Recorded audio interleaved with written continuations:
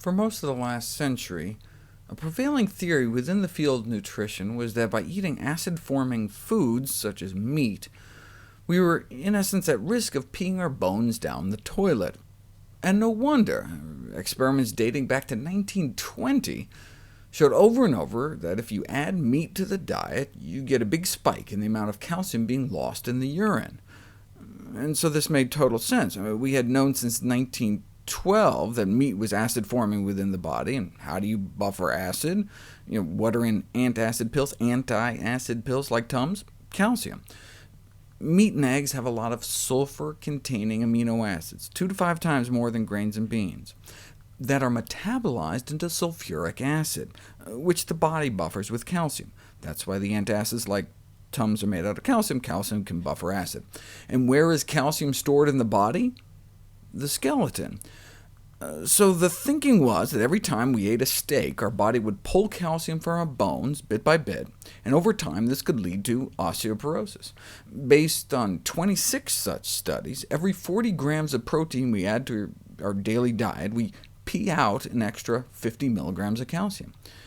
And look, we only have about 2 pounds of calcium in our skeleton, so the loss of 50 a day would mean losing close to 2% of our bone calcium every year. And so by the end of the 20th century, there was little doubt that acid-forming diets would dissolve our bones away. But if you actually look at all the studies done on protein intake and bone health, that's not what you find.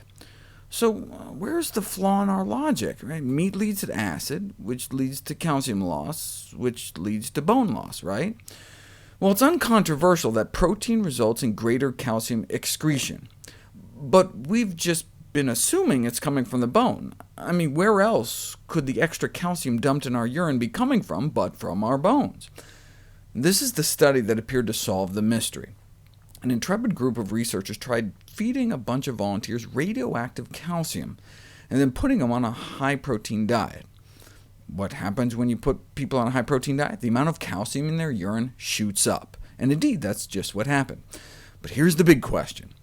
Was that extra calcium in their urine radioactive or not? And to everyone's surprise, it was radioactive, meaning that the excess calcium in the urine was coming from their diet. Remember, they're feeding them radioactive calcium. So the excess calcium in their urine wasn't coming from their bones, but from what they were eating. What seemed to be happening is that the excess protein consumption boosted calcium absorption from down around 19% up to 26%. So all of a sudden there was all this extra calcium in the blood, so presumably the kidneys are like, whoa, what are we going to do with it all? So they dump it in the urine. 90% of the extra calcium in the urine after eating a steak doesn't appear to be coming from our bones, but from our diet. We're not sure why protein boosts calcium absorption. Maybe the protein increases the solubility of calcium by stimulating stomach acid production. Whatever the reason, yes, more calcium lost, but more calcium gained, such that in the end, most of that extra calcium is accounted for. So in effect, more calcium is lost in the urine stream, but may be compensated by less loss of calcium through the fecal stream.